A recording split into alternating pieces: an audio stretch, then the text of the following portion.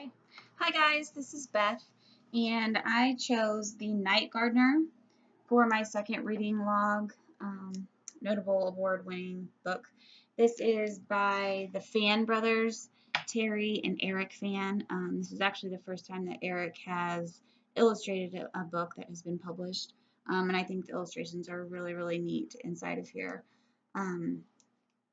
Basically, we start out that there's a young boy named William, and he lives on Grimlock Street, and he lives in an orphanage, and one morning wakes up, and their tree that was in the front yard is turned into this wise owl that we see here on the front of the page. And of course, he's just absolutely astonished by this and doesn't know how it happened, and he thinks it's very magical. And then he looks and looks at it, and the next day he wakes up and there's another tree down the street from them that has been changed into a cat. And this continues every single day. So, beginning of the story, there are a lot of the other characters that we see. The colors are very dull. I think it's really interesting how they portray the progression of excitement in this town, because you can see they're all just kind of going about what they need to do. They're not talking to each other, etc., etc. More and more trees that start to change, the more chatter that begins to come, and Grimlock Street really, really, really brightens up. So you can see even at the beginning, William here is not in color. It's very fine detailed illustrations here, but definitely dull in relation to when he first sees the tree. So as we see, the night gardener is who is doing these magical creations.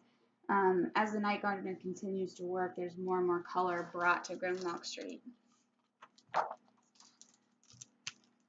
We even start seeing, here's the first time that they show us that there is a man involved. So obviously he has all of his tools and everything. Animals are starting to come out and watch and look. I think it's incredible. So here, now those same cats, they're also in color. So you can see this is William, and he is just absolutely enthralled and amazed by this. So other people are starting to come out and join them.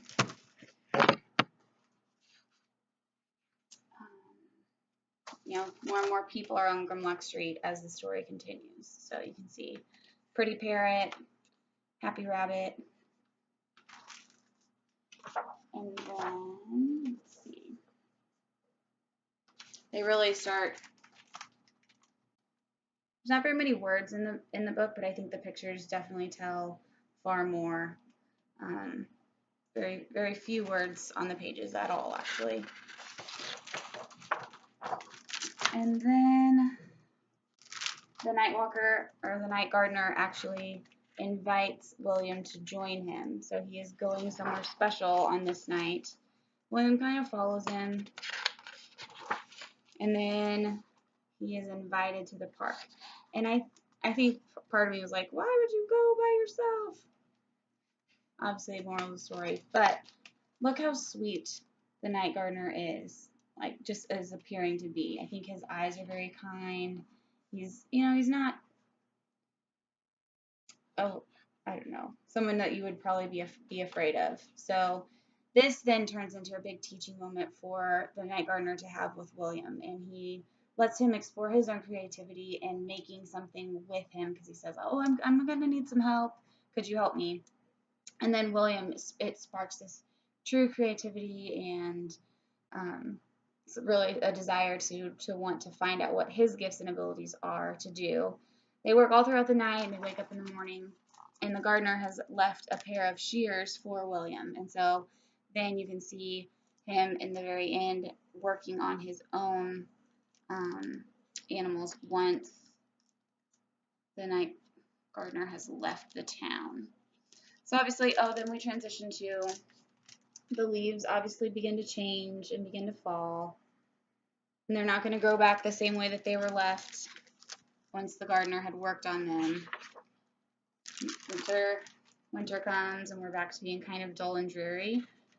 However, when everything blooms again, there's bright color, and it goes to say that the town just was rejuvenated, and they will never forget the work that was done on their street. So um, I just think it's really beautifully illustrated and does give you that hope and creativity. There's William at the end working on his own fox with his own scissors.